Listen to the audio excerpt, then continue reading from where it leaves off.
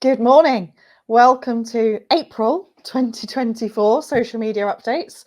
I can't believe it's the end of April. It always seems like ages since our previous session, but then the end of the month comes round so quickly. So many of you that are watching this know the format, have been with us before. If you are new to this session, welcome. Thanks for joining us.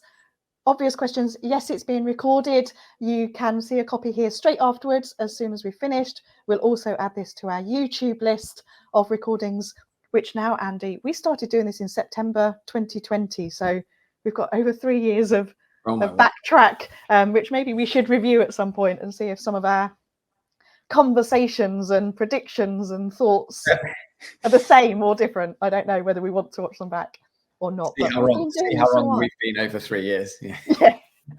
Right. And predictions and our what would we call it? Sometimes like, yeah, we've seen this before. Is this going to take off?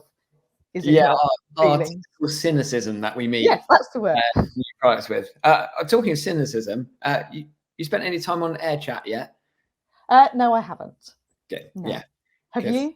No, because I learned my lesson from Clubhouse because I wasted loads of time and it was a complete waste of time. So there you go. I think I'm now the person that just watches everyone else talk about it and see who's shouting about it, and then I check out what they're doing on their current channels to see if perhaps they've dropped something or if they're just adding something else in addition. Interesting. Is my approach. Anyway, let's dive in. We've got a new slide deck. We're ready for this month, all prepared, and we'll dive straight in with intros. If we haven't met before, if we have, and you can't remember, actually, I'm looking very similar to my photo today. That's a good update. It doesn't always happen, does it? My name is Luan Wise. I'm a marketing consultant. I've been working in marketing for over 20 years. I've worked agency side, I've worked client side, been running my own consultancy business for nearly 13 years now this September. And I have a really lovely mix. I can already see some of my clients and friends. Oh, thank you, Annie Mae, my two faves. On here, have a really nice mix working with clients across many different sectors, B2B and B2C. I do a lot of training as well across different social media platforms. And I've written some books. A few books. 4 so far. And yeah, I'm going to add that word in today, so far, because I kind of promised I wouldn't do any more. But, you know, there's something bubbling in my head. So good morning, everyone. And thank you for jumping straight into the chat. I love it. Morning, everyone. I'm Andy. If we've not yet met, I was one of the founders of a company called Content Cal. My background's always been in marketing, always in B2B. And in building a company from scratch, you learn how to be very lean from a marketing perspective. And we grew our business predominantly through organic channels. Social media was a primary one of those, as you might hope. And yeah, grew that to be used by 35,000 companies in 140 countries over the course of 6 years. And then in 2021, we were acquired by Adobe. So now I work on the product team at Adobe, which is always quite fun. And kind of condensed all of the learnings from building a company using social media and thinking social media first and thinking marketing first when you're building a business. It's often what we talk about, right? It's like marketing isn't a role, it's a mindset. So anyway, wrote all of these learnings into a book, but I've only written one and one broke me. So I don't know how you do 4. You're not going to do another? Not for now. One is good. Okay. Cool. So we've got a new thing this week because naturally, if you need to drop off or do other things, or life, work, etc., we want to make sure you've got the slides, so you've got everything that you need. We'll also send out the recording too. So feel free just to get that QR code, and we'll send the slides to you. So make sure you're not going to miss out on anything. So do that. We'll also show this again at the end, so if you miss it. But just in case you need to drop off, go ahead, zap that, and we will send you the slides. Anything else you want to say before we dive in today? No, I've put the link in the chat as well, just in case you don't want to scan on your phone while you're going. But yeah, thanks for saying hello. There's lots of familiar names in here, but also some first timers as well. So if you haven't joined us before, or you need a reminder, this is a fast hour, hence sharing the slides and the recording. And what we're going to do is run through some latest data trends, insights that we have read and We'll discuss those, and then we will run through platform by platform some feature changes. The purpose of doing this is we do all this all the time. Andy and I think we'll both say we're kind of news junkies and keeping an eye on this. It's part of what we feel is our jobs and our role in the world. But we're condensing this and bringing this to you to save you time, because we know that not everyone has the time to do this. So this is your hour a month to stay up to date. And what we do is, this is unrehearsed. Many of you may know this is completely unrehearsed. We do obviously both see the slide deck in advance, but we don't share what we're thinking or what we're going to say about the content on the slides. And we're talking about published data, which we both believe is very credible and will add value for you being aware of it. And we're talking about features that are happening. There's always lots of things that we read that are in testing, or we see people talking about that may be coming up. It would take us another hour to cover all of those things as well. So what we do talk about is when the updates have been shared by the platforms, or we've seen them and experienced them, or we've seen some kind of really credible sources talking about them. So this is all stuff that is happening, not stuff that is kind of out in the ether and the myths and wondering what might happen. Yeah, absolutely agree. And I say this every week, but just let it be said that we don't do everything that we talk about either. We don't expect anyone to do everything that we talk about either. So I think Luan and I spend a lot of time trying to understand this stuff, to understand mostly, is it worthwhile? Because there's loads of changes. Some of them are minor, some of them we don't need to care about. And I think that's why we care about this session, because we take time to understand what's happening and can advise you appropriately to say whether anything on this is worthwhile doing. And you might take nothing from all this stuff, but at the very least, you'll be on top of what's happening in the world of social. And as you start to kind of reinforce your strategies or rethink strategies, etc., this will give you all the inspiration that you need. Cool. One quick plug before we get over it. All of the scheduling products in Adobe Express are now entirely free, which is always good to use. So if you're scheduling content, planning out content, we've made it all entirely free in Adobe Express. So feel free to check it out. And we've just launched this on mobile too. So I think that is now the only free social media scheduling tool that exists across desktop and mobile. So feel free to give it a go. Right, that's it. Plugs over. Let's get into it. Social media usage by platforms. This is US, but typically that's where the highest usage is. So it's always worthwhile looking at this. Reason we're looking at this helps us chart growth of platforms, where they're going up, down, etc. Not that this should really impact our strategies in the short term, but at macro level, it's very interesting to know where the momentum is going. Facebook's had somewhat of a resurgence over the last 6 months or so. So you see Facebook on a bit of an upward trend. Insta has kind of plateaued a bit. Nothing wrong with that at all. It's a very mature platform, but there's some interesting Instagram data that I'm going to show in a second. Of course, TikTok has continued to rise. Some of its growth has been tempered, it's fair to say, certainly over the course of this year with the implementation of TikTok Shop, which is very interesting. And that's impacting usage, I would say. But either way, still incredibly powerful platform. And two other things to call out on this, as you'll be interesting to note. LinkedIn is going through a bit of a purple patch, I would probably describe it as. LinkedIn seems to be having a really good time at the moment. Organic engagement is up. I think we've got some data to talk about that later on. And usage is up, over 1 billion members. Obviously, they're not active users, but LinkedIn's looking like in a really good shape right now, especially for as it relates to organic reach and growth. And then you can see what's happened to X too. So that doesn't mean everyone needs to, if you're on X, doesn't mean you need to go away and stop using it, etc. But yeah, we're really starting to see the impact of all of the changes.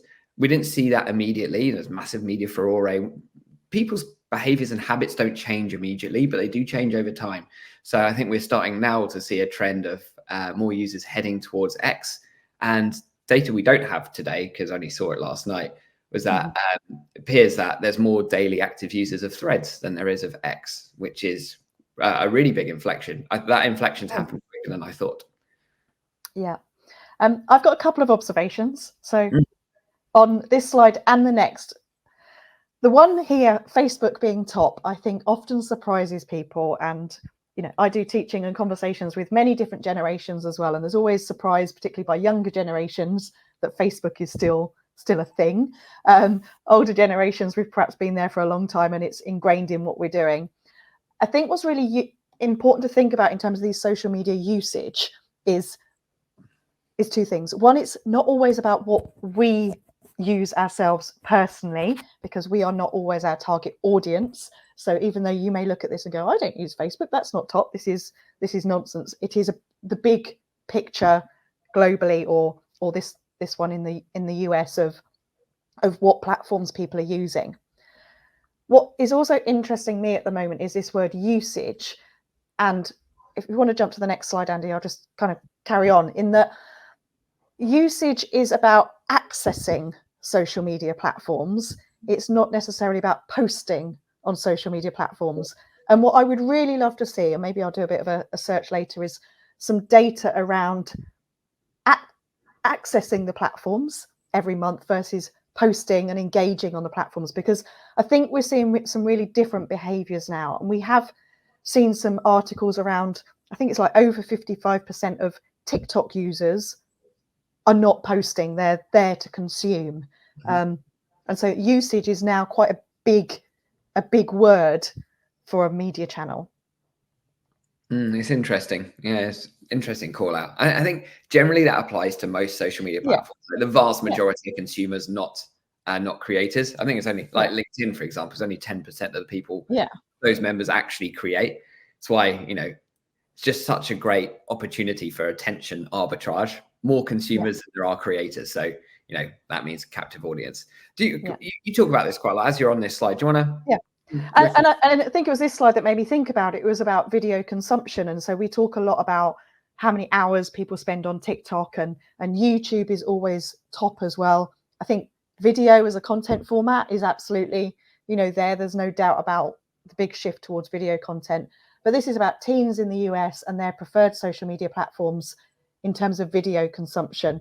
We've got Netflix on there, we've got YouTube, we've got Hulu, the pay-per-view in the US, and then we've got the TikTok, Instagram, and Snapchat as well. So social media platforms edging further in terms of preference, but it's all about video, isn't it? And it is about that consumption that we're talking about here.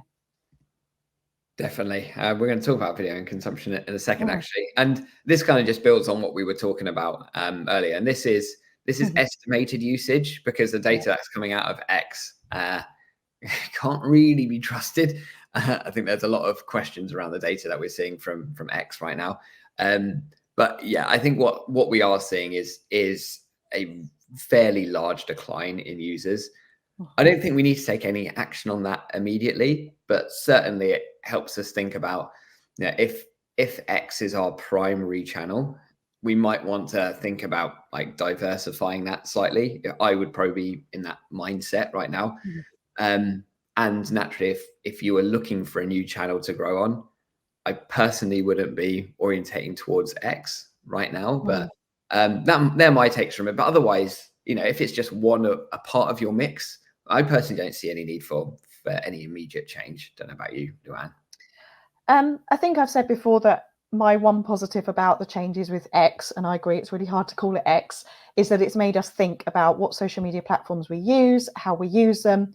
And I think what this is actually fixing is, and I hope some of you may be doing it, posting the same thing across every social media channel with no differences. There is very clear differences across social media platforms now, who's on there, who's using it, why they're using it. So I think we are seeing shifts, but we always do say that it's not about numbers and overall users. It's where your audience hangs out. And for me, if X becomes more niche and focused, the declining overall numbers doesn't concern me. Yeah, exactly. Really good way of putting it. Yeah. And someone is I've got my eye on the chat, talk about real users or bots and fakes. Yeah. I'll just jump into this. We haven't got any slides on X updates this month because there's a lot of, as I said, more in testing and conversations rather than this is happening. But they are talking about, they're always doing sweeps and removing bots. And there was an article I read last week about considering charging all new users of the platforms to eliminate bots and new fake accounts as well. So it's always hard for us to dive into those monthly active user stats and say, are they real people? Are they bots? Is it unique one-off versus, you know, frequency times of day? We don't have that data. Yeah. Now, this is a really important one. We've spoken about this a lot over the 3-4 years that we've nearly been doing this, Luan. Yeah. It's like you called it out a minute ago about the importance of video, and this chart really amplifies that and hammers that point home, to be honest. We spoke about, as soon as Reels was launched, we knew how important it was going to be, and it will continue to be incredibly important, because this time spent, we've been talking about consumption quite a lot. Time spent is the ultimate metric for all of the social networks. They all want more people to spend more time on the platform. So it's about depth of usage, because really the growth isn't going to come from the sheer size of the platform anymore. Really, they're only going to grow marginally because they're so ubiquitous when we're talking about the big ones anyway, right? But where growth will come from is depth of engagement, and depth of engagement comes from the amount of time that people spend on the platform. More time means more content served. More content served means more ads. And that's really quite as simple as it is. And what this is telling us is that Reels will continue to be an incredibly important platform for Insta. They'll continue to push it harder, which means if we want growth on Insta, again, it's whilst we try and steer clear of saying like you need to do certain things, I think it's quite clear that Reels is going to be the only way that will drive meaningful organic growth on Instagram. I don't know if you've got any other takes on this, Luan. No, it's video, which, you know, is a completely different challenge for many people. Some people find video content easier. Some of us are more used and comfortable with text content, but there's no doubt that it's all about video. It's also about podcasts. Yes. Yes. Whilst this isn't like, I wanted to include this in the slide because whilst it's not, we didn't call it social media in a traditional sense. It still is a media type, which is inherently social. And I think it really underpins the importance of this of podcasting as a channel. Continues to be a very, very quick growing media. And it only is going up, seems to be accelerating in growth, which is incredibly interesting. I don't know if you've got any other takes on this, but I wanted to call this out because just as part of a broader content strategy, so we need to not just think about social channels traditionally, we do need to be thinking a little bit broader too. Yeah, I have just popped my comment in the chat, and I'd love to know the answer to this because I know we've got some podcasters. I can see their names in the chat of ones that I listen to. What podcasts are you all listening to right now? Share with us. We'd love to know. I think, Andy, what's interesting for me about podcasts is I would put this into the category of long form content. Sometimes it's audio only, sometimes it's video as well. It's a longer form content. And we talk a lot about reels and you know, posts, which are all short form. This is longer form. You know, there is some podcasts out there that are nearly 2 hours long now. Personally, I think that's a little bit long, but you know, as a hero piece of content and a consistent piece of content, I think they're great. But I also want to see people kind of break them down as well. Ruth has mentioned a podcast called Nudge. It's about behavior science. That's one of my favorites, and it's not too long either. So yeah, that's good shout. Very good one. Now I wanted to call this out because I think this is possibly, over the years that I've been doing social media, one of the most important and most misunderstood elements of social. Yeah. Very, very rarely does any senior leader understand what social is and how social marketing actually works. Very few people truly appreciate what metrics we should be looking at, etc. Now, whilst this is probably a whole separate conversation on this, and maybe we should do another session deep diving into things like this. Yeah. But this was I read this report and it just had me nodding all the way through, because it's basically everything that I've learned in building a business, etc. Because it's so easy for us to look at our Google Analytics and look at what are the sources referring our traffic to our sites, and easily attribute it all to Google, and wrongly assume that what we're doing from a Google or SEO perspective or paid ads perspective is a thing that's driving growth. The reality is, in most cases, it really isn't, because all of the goodness is happening here. But you'll very rarely see meaningful referral traffic from these sources. So this data is showing where globally, where most of the referral traffic is coming from. But even though Google is sending most of the traffic, the actual the thing, the genesis of where that traffic has actually come from all of these sites. And this is the thing that I've been talking about for 10 plus years and doing social, etc.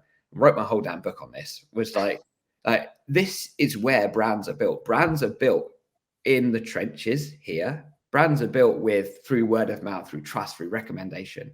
And it's only when that happens and that wonderful, like, dark social, as it's called, all that stuff happens in a Facebook group or Reddit threads, etc. That's where all that advocacy happens, which then leads to like buyer preference and people then Googling what's the best product to use for X, or Googling, Adobe or Content Cal or whatever product they're looking after or looking for. So I just wanted to call this out because I always want to surface any data that helps us as social media people go to other members of our team and our business to go, we're misunderstanding it massively. So I loved this data, basically. I don't know if you've got anything to add to this. I think you're right. This is a whole nother conversation about reporting. What do we measure? What's meaningful measurements? What those numbers mean and what we need to do as a result of them. But yeah, I love this one. You posted it a couple of weeks ago, I think. I did, yeah. Always ranting about that stuff. Anyway, let's get on to some features. So, Luan, take us away. Facebook. Just one from Facebook today, and that is video. They have announced that they are making it easier for people to consume video content. A lot of the platforms, and again, this is that cynical world that Andy and I said at the beginning, like, we've seen this before and this always happens. They put different formats in different places on the app, and then they go, oh no, actually we'll put all this in one place. So Facebook are going to make it easier to consume video on the app, on the platform, putting every piece of video content in one place and focusing on vertical video. So we are, again, this is an action point. If you are doing video, which I'm sure many of you are or should be, or thinking about what format, what size do we do this in now, we're going back to vertical full screen. Yep, looks kind of like TikTok, doesn't it? Oh, yeah.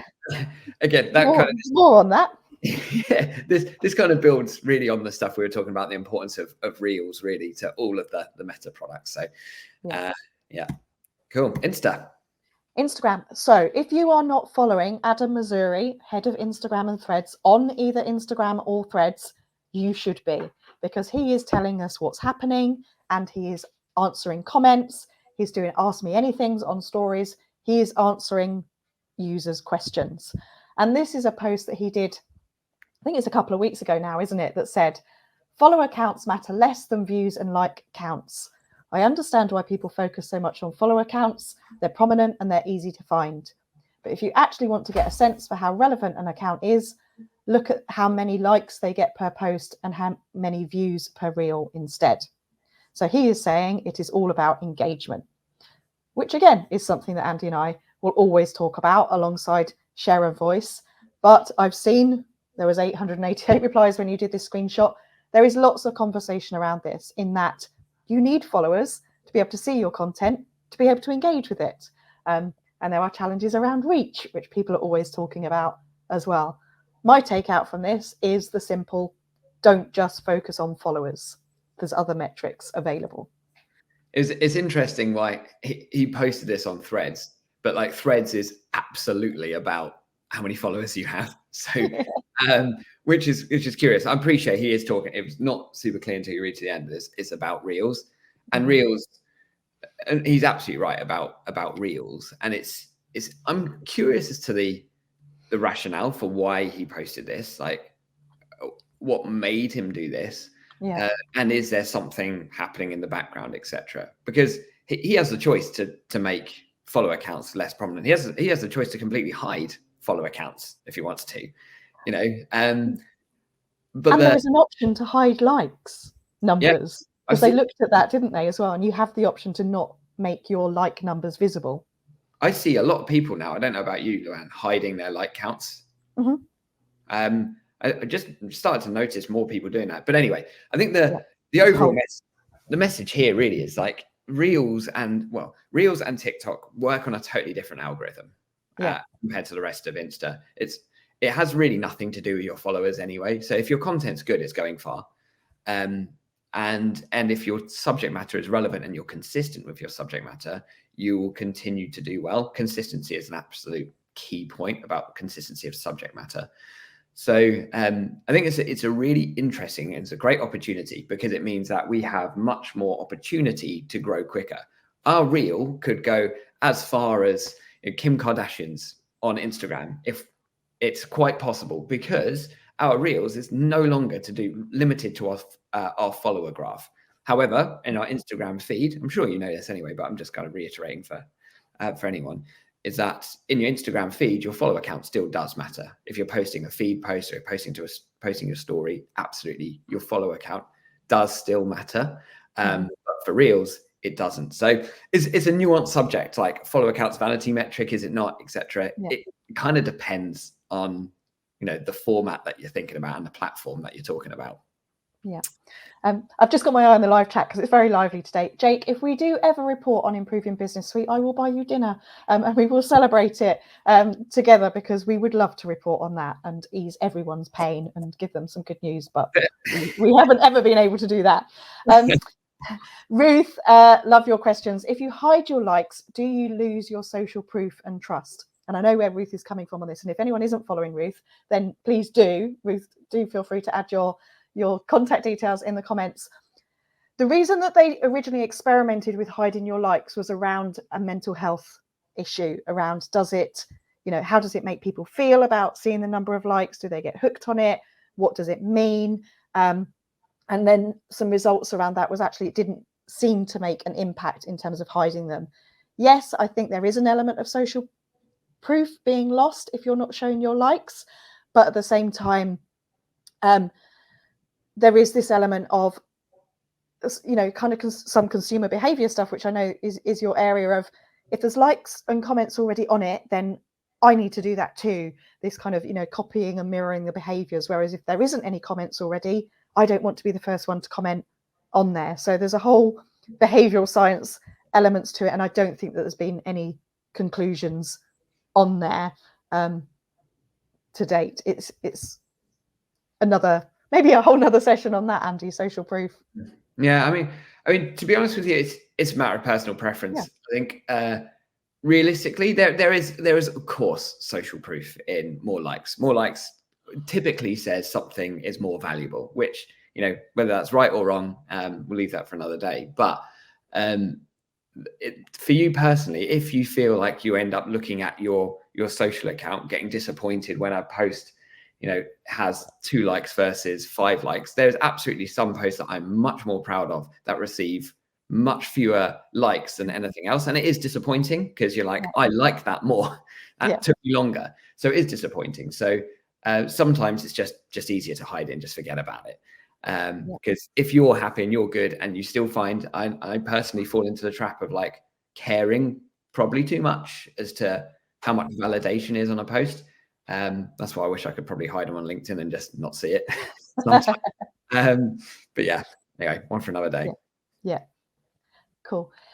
What's this? Instagram now displays how many people follow you from a reel. So again, is this just emphasizing this focus on reels and giving us more data and insights? Slightly contradicts the comment about focusing on your followers, doesn't it? But data is what you need it to tell you to drive you forward. Exactly. And it talks to your point of like depth of engagement anyway. So yeah, it helps you really understand how valuable that post was. Yeah. And this is the short form, long form content. And for me, that break is usually about the 3-minute mark, testing out 3-minute reels. We've had this on TikTok, haven't we? Testing out longer format content, YouTube, the length of their shorts as well. This is a test, but I think this is about, we know that there's a focus on video content, thinking about your video content. And my answer, if anyone was going to ask this question, it's as long as it needs to be to get your message across. And if you need to get multiple messages across, it's either a long form piece of content or it is multiple pieces of content. It's as long as it needs to be. Hashtag discovery tools. Again, do we need hashtags? Do we not need hashtags? My argument is always, why not? Keep using them. I think we had this on a previous session, didn't we, Andy, about this was your kind of trigger conversation, so I'll just keep talking. Hashtag discovery tools are coming to Instagram. This is about it no longer being just about the top post. When you look at Instagram, this is about being able to have your profile discovered through hashtags as well as your content. So it's meaning that it's about discovery, but also you don't necessarily need to put a hashtag in front of your keyword for it to appear in that discovery as well. So the outtake is, let's not focus on the hashtag, let's focus on the importance of using keywords in your content, your comments, your captions to help you get found. Love it. Promo codes to shoppable links. This is interesting. Sometimes we talk about e-commerce. Sometimes there's new features. We've mentioned TikTok Shop. Meta platforms have been removing some of their e-commerce support over the past couple of years. So this is quite interesting. Again, this could be about keeping people on the platform, that if you are running offers and you have promo codes, that you would be able to add those straight into Instagram if you are shopping impulsively. Guilty. Broadcast channels. I don't know how many people are following anyone on broadcast channels, or do we all get a bit inundated with invites at one stage? Are they focusing on this? We don't see too much, but now being able to share content from your broadcast channel to a story. Again, it's all this elements of Instagram, which they did a brilliant blog last year about how all the elements of the platform work differently and there's different ranking, but just this kind of being able to repurpose your content across those different factors. Why wouldn't they add this one in? Links. This is a challenge, isn't it? Links on Instagram is always the challenge, but this isn't about you adding links. We're not saying that you can put links in your captions or comments. This is about you being able to keep track of the links that you click on. So if you are shopping, if you are following any links in bio, Instagram is going to make it easier for you to recall and find that link again in the future. Very useful. Carousels. We talked about these in previous months, that we were at Instagram were adding more carousels. I think it's up to 15 they were testing, and now adding in that you can comment on specific frames rather than the carousel as a whole. Notes. This feels going back to Skype days or MSN Messenger, if anyone is watching this that remembers those. Adding notes. So this was in your DMs for a while, but is now coming to profiles. So this is kind of being able to add your little status of I'm away, or this is what I'm thinking about, or I'm currently drinking coffee. It's a little status on your profile. How valuable people find these or how much they want to use them, I'm not sure. Notify sticker. This is within Instagram stories. This is a bit like the ring the bell on LinkedIn profiles. If you want to encourage your followers to see everything that you're posting in stories, add the notify sticker. If they tap it, then hopefully they will get more alerts and see more of your stories in the future. LinkedIn. I'll keep going because LinkedIn is where I spend most of my time, and really interesting. Sometimes we have nothing to report on LinkedIn. This month we have quite a lot. Messaging is now live on all company pages. You may have seen this for a while, but is now being rolled out. Double check if you have a company page and you are an admin, do you have this switched on? This is where users can start to message company pages. Interaction has always been on personal profiles, but now there is an option to message company pages. I will share on the receiving side of being an admin on many company pages. The only messages I've been seeing so far have been sales messages, rather than kind of inquiries or connections. So, wait and see, but there is a setting in there to see whether you want to have that switched on or off. And if it is on, you need to make sure that you're monitoring them and responding to them. LinkedIn is going to be more like TikTok. This is the video feed will potentially be separate on the app going forward.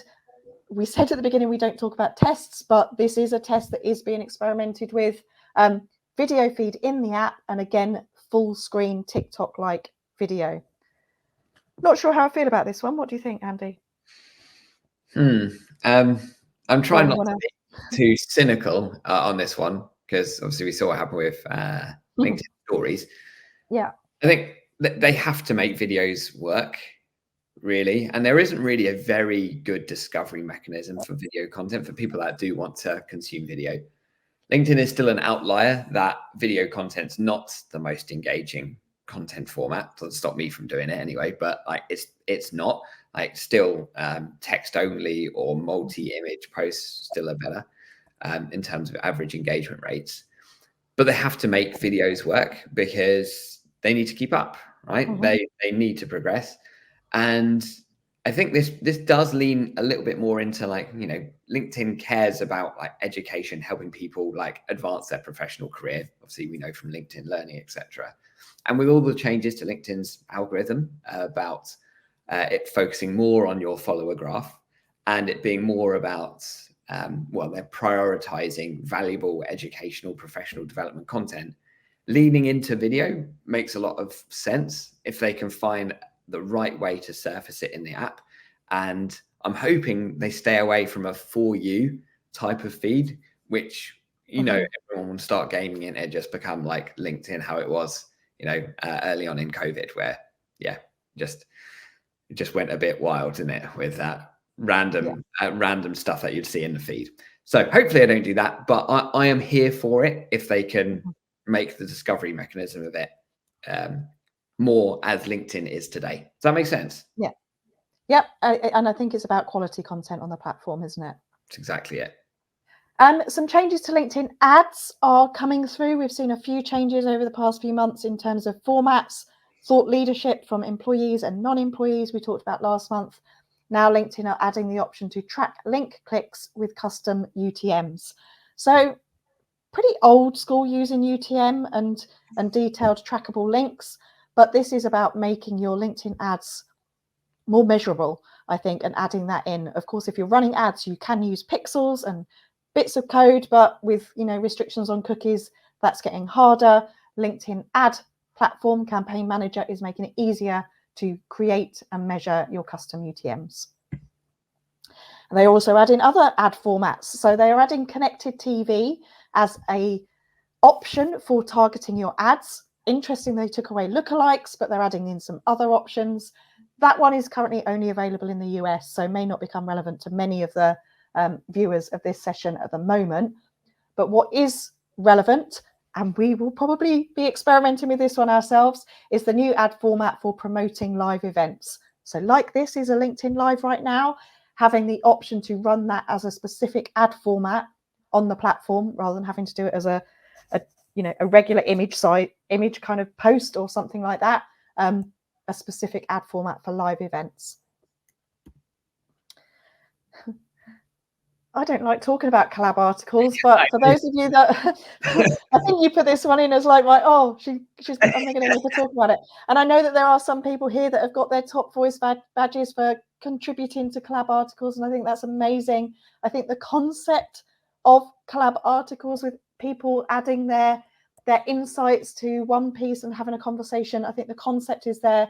My challenge with it, and we will talk about AI again shortly, is that they are AI generated and not human monitored or reviewed before the case. So I also have a challenge that if I was to go on anyone's feed and have a look, I can see their posts, I can see their events, I can see what they're commenting on, but I can never actually see the collab articles that they've contributed to or what their contributions are. I only ever seem to find those in the notifications. So it's not really surfacing or adding value. So if you've got that top voice badge, for example, I can't go and see what your insights were that you were adding to articles. So for me, it's not quite joined up enough yet. I don't have this option when I look at my home screen at the moment to go straight to contribute expertise, but they're obviously still kind of playing with this and experimenting and seeing what happens. Yeah, I think for me, it's like you often call this out, Luan, like, you know, what's the why behind this? The top voice badge makes sense. You know, we talked about social proof earlier. Everyone likes a badge, everyone likes to be recognized, etc. But if you are going to invest time in LinkedIn, and time is at a premium for everyone, so are you going to invest time in creating something where you put something out into the world which lives, that you're proud of, like a post or a piece of content, whatever? Or will you invest time in making new connections, commenting on people's posts? or you invest time in collab articles. From my investigations into collab articles, yes, some of the comments get quite a few likes, but it doesn't seem to result in follower growth. And follower growth is still important on LinkedIn. Let's be said, because it determines how far your content goes. So realistically, I don't see this as one of the most effective ways that you could spend your time if you have limited time to grow your account. But I would love to be educated otherwise for those that do have. Convince us otherwise. But I'll just add a couple more things that I also believe that, people that have got the badges and put the effort in, I'm not knocking that at all, but I'm not sure that there is any quality control around getting those badges either. Because if anyone, and I know there's some people, I see the names, that have been part of a marketing course led by a perhaps controversial marketer, I have seen in my notifications that he has been answering a number of collab articles with, go down the pub and discuss this. And he did that about 10 times on different content of like, the best response to this is to go down the pub. The best response to this is to have a drink and think about it. I think he's experimenting. I'm waiting for an article to come out on this one. It is, people do see this. Obviously, I've clocked it, but the overall value, you're right. I think there's many other things you could be doing rather than collab articles. Back to company pages. And this is interesting that LinkedIn have been investing in some company page features over the last couple of years, I guess. It's not something that I usually advocate spending so much time on, because I believe the power of LinkedIn is in the personal profiles. A company page is a hub for content to share with your employees and work with employee advocacy programs and all that great stuff. LinkedIn are currently testing a premium company page subscription.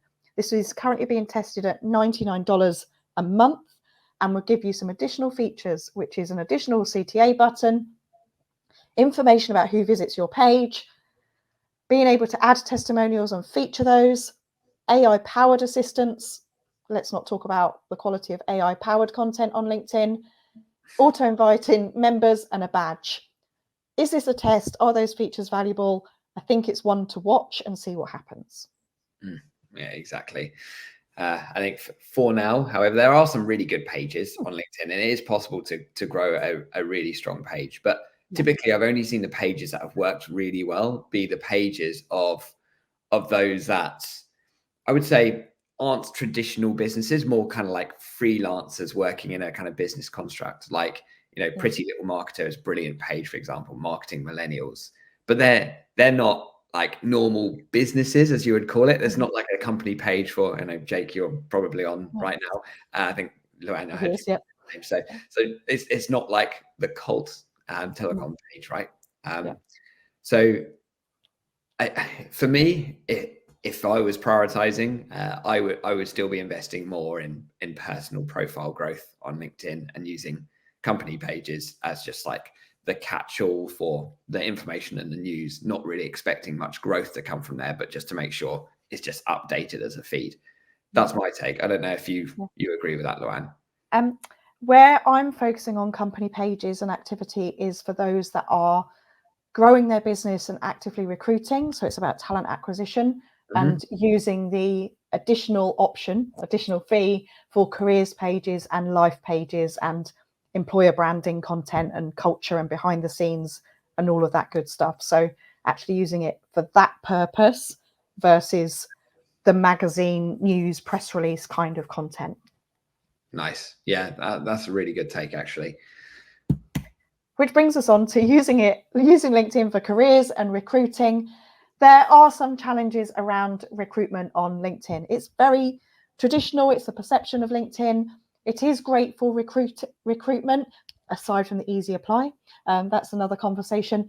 But there are some challenges in terms of spam and recruitment. So if you are using LinkedIn for recruitment, or perhaps your colleagues are within your organization, consider if you have the recruitment package that from the end of May, there will be a verification badge for recruiters, basically saying, this is legit. This is a legitimate job. So if you are using it for recruitment, consider having the badge. If you are looking for job roles, whether it's freelance, permanent, hybrid, all of those things, and using LinkedIn, look out for the verification badge going forward from the end of May. you like an engagement rate stat. This is what we've been talking about. LinkedIn engagement is growing across all formats, whether this is your text post, whether this is your PDF, your document post, whether this is your video content. LinkedIn continues to perform.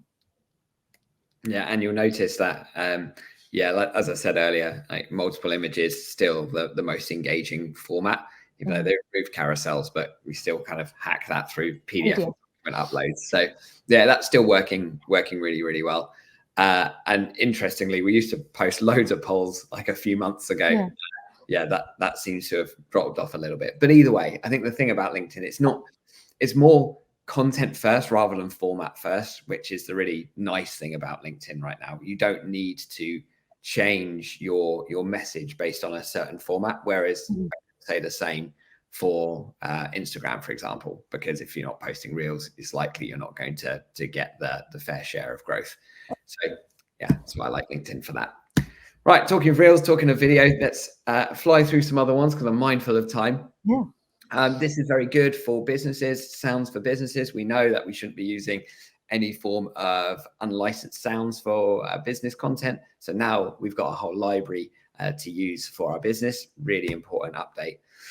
We can add a subscription link in our TikTok posts, which is very, very useful. Allow us to drive actions back to those things that we really want to promote.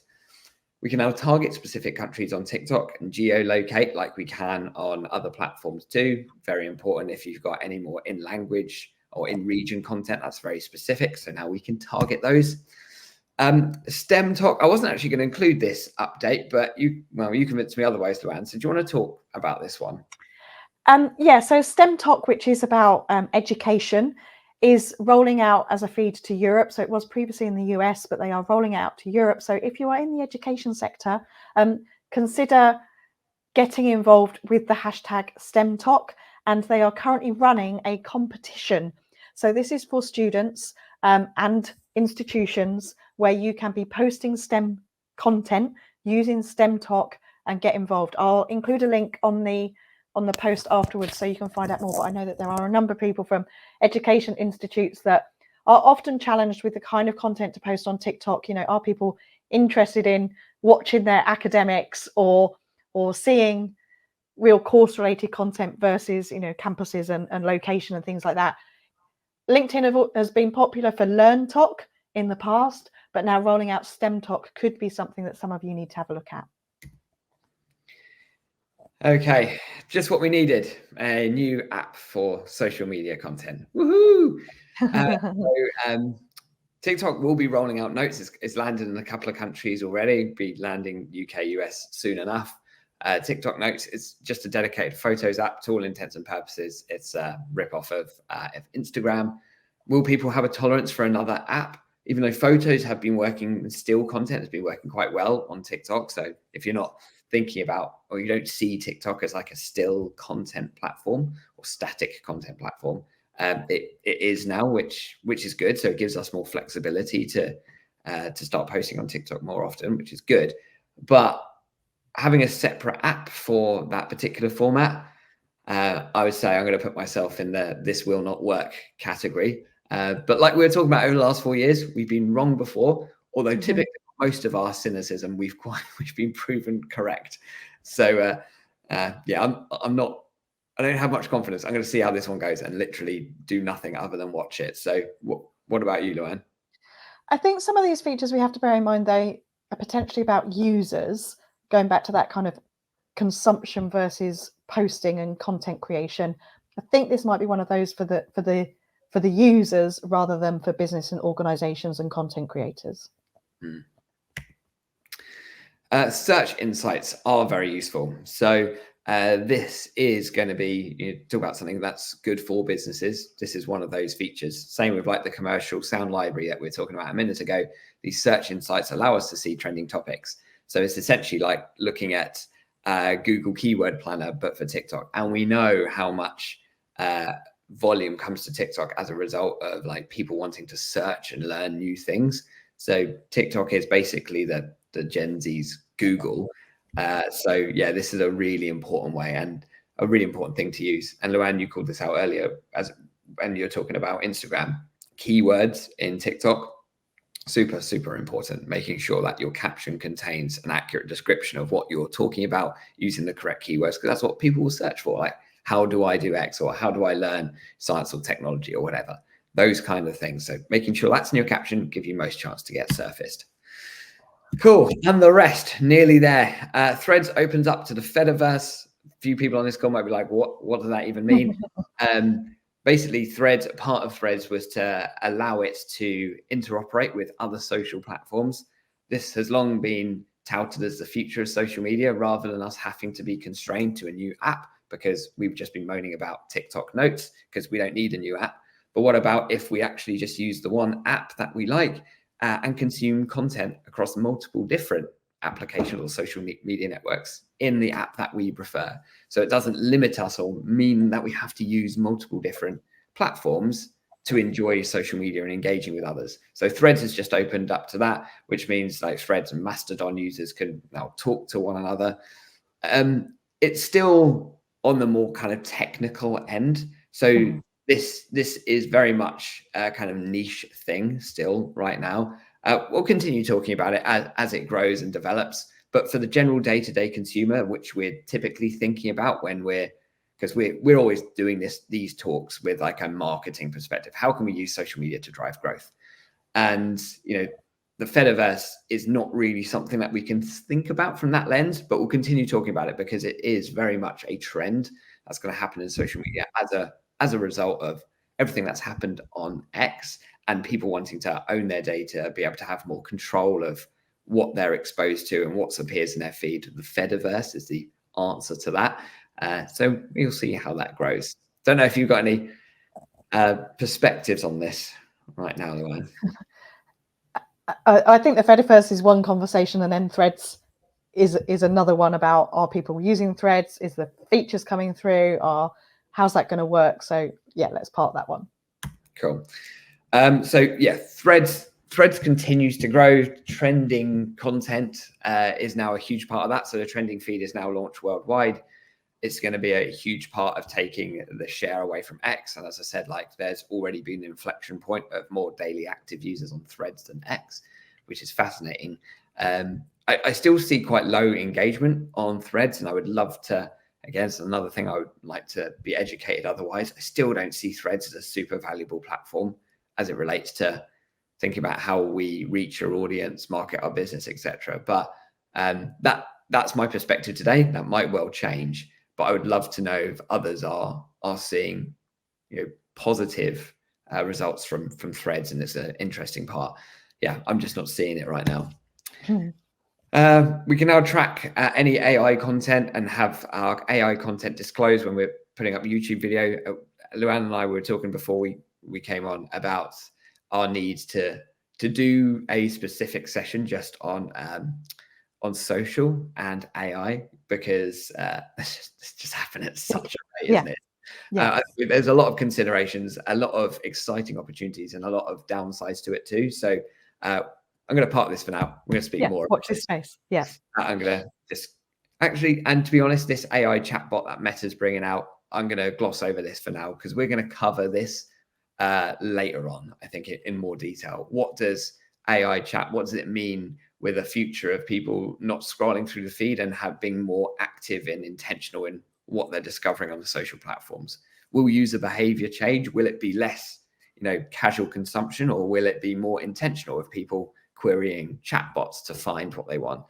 That will naturally have a lot of impact for us as marketers and how we might use social media. So either way, we're going to park all of those, but none of that's happening tomorrow. We don't need to think about that right now. We'll put all of that to the back of our mind, like the Fediverse. These are the things that are happening at a macro level that don't affect day to day yet, but we'll, part of our duty to you is to continue like sharing this and whatever's happening. But anyway, we've got there. We're 5 minutes there. We have got there. Go ahead and take the QR code so you can have a look at these slides, because we've whizzed through quite a few of them. There's 45 of them. So if you want to have a look at those, just go ahead and download through there. And typically we can take 3 things from this. We spoke for 55 minutes, take away 3 things, which is video content, Kel Surprise. It's going to become more important. It's going to become important on video. The changes to that Meta have made from a Reels perspective on Facebook and Instagram, and how much that's impacted the amount of time that people are spending on the platform means that video content is only going to get more important for us to drive growth. Platform growth is just going to get so complex to understand. More different apps splintering off, changes with the Fediverse, what AI is going to do to it. There is no easy answer to this, but I always go back to Luan's comment. Luan, you always put this so eloquently. It's like, just pay attention to your audience. Wherever they are is where we should be. And the other raw positive thing is a lot of people on this call likely use LinkedIn. LinkedIn just seems like the platform that has most sensibility right now. Great growth across all different formats. Engagement growth across the board. Some useful new features that Luan touched on, and it's growing at a macro level too. Like I said, billion members, etc. So, anything else you want to add to this before we close out? This is just such a fast hour, and we know what's coming, and you don't. If you're not connected with us on LinkedIn or any other social media platform, you can find both of us. There's our handles right there. We do this every month. Our next session will be on the 30th of May. I will post that in the comments on the event. We'll obviously keep sharing that throughout the month. And Andy and I, as we've kind of alluded to throughout this session, we are going to get together and plan some other focus sessions for you on AI and other topics. So we will bring all of that to you very soon as well. For those of you that are regular watchers, thank you for keep returning. For those of you that are new, welcome. I hope you found it useful and that you will return again as well. Otherwise, thank you, Andy. I will see you soon next month. And thanks everyone for watching. Thanks, Luan. Thanks everyone. See you soon. Bye-bye. Bye.